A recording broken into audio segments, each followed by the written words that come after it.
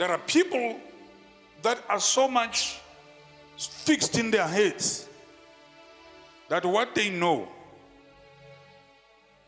is the answer, without giving the neighbor a benefit of the doubt. That could the neighbor be correct? Could I be missing something? Can I learn from the experience of my neighbor? Are you hearing what I'm saying? Hallelujah. So when you look at Paul's relationship to other believers and his thankfulness to God for them is based not on whether he likes them or whether they view issues in the world the same way. But it was based on a simple and a profound fact that God's grace is active in them and in him.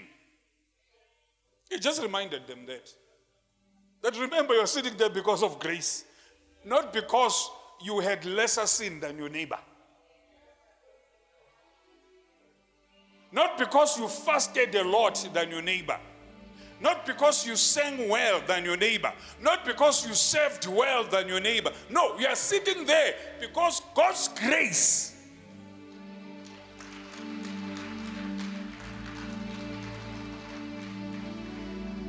I know that I'm standing here because of God's grace.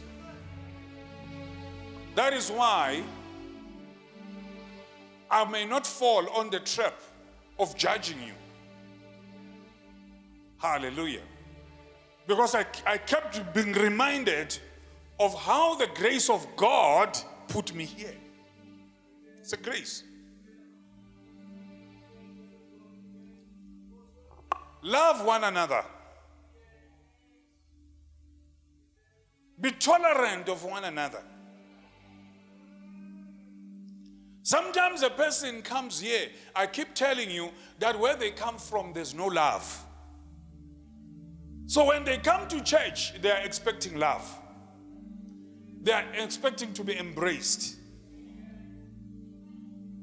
They are not expecting to be told how evil they are, how bad they are. No. That's not what church is for. Because if we could all be judged like that, we will all run away from here. But the grace of God is the one that has received us in all our weaknesses. Hallelujah. God's grace.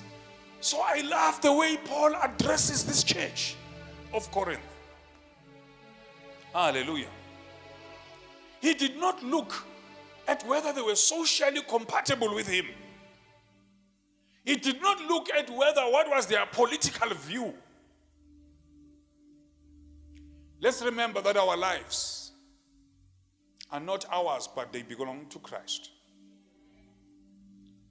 They involve how we are relating to those around us. True gospel, my friend, let me remind you, to measure how you've grown with God, it is how you're going to relate to the people around you.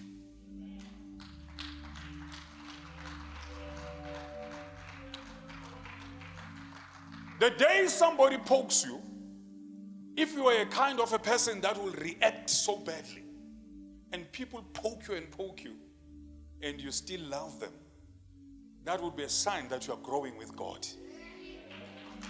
You're growing with God. And you'll be knowing that this one I could have kicked out now. This one I could have pointed a finger.